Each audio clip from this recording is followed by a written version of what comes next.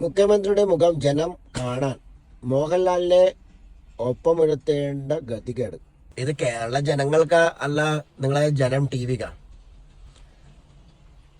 കേരളത്തിനെ 10 വർഷമായി കേരളത്തിനെ മുന്നിൽ നിന്ന് നയിച്ചുകൊണ്ടിരിക്കുന്ന നമ്മളെ ഇരട്ടച്ചങ്കൻ മുഖ്യമന്ത്രി പിണറായി വിജയനെ കുറിച്ച് പറയാൻ മതവർഗീയത മാത്രം വിളമ്പുന്ന ശോഭാ സുരേന്ദ്രൻ എന്ന് പറയുന്ന മതഭ്രാന്തിക്ക് എന്തധികാരം?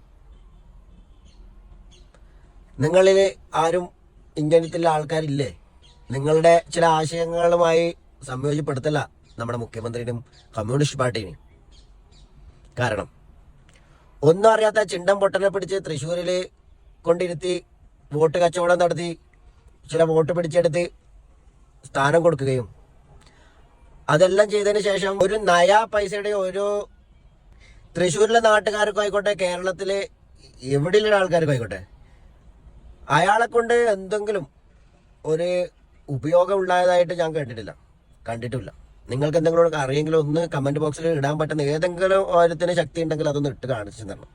അറിയാത്ത കാര്യങ്ങൾ നമുക്ക് അത് അറിയണ്ടേ. അതല്ലാതെ ഇപ്പം നിങ്ങൾ തിരുവനന്തപുരത്ത് കോർപ്പറേഷനും ഇങ്ങനത്തെ ചില പരിപാടികൾ നടത്തിട്ട് കിട്ടിയിട്ടുണ്ട്. ഓക്കെ, വളരെ പ്രയത്നിച്ചിട്ട് നിങ്ങൾക്ക് കിട്ടിയത് തന്നെ, ശരി. എന്താ അവസ്ഥ? കുടിക്കാൻ കുടിവെള്ളം ഇല്ലാത്ത അവസ്ഥയായില്ലേ? എന്തൊക്കെ വർഗീയത അവിടെ നടത്തും നിങ്ങൾ?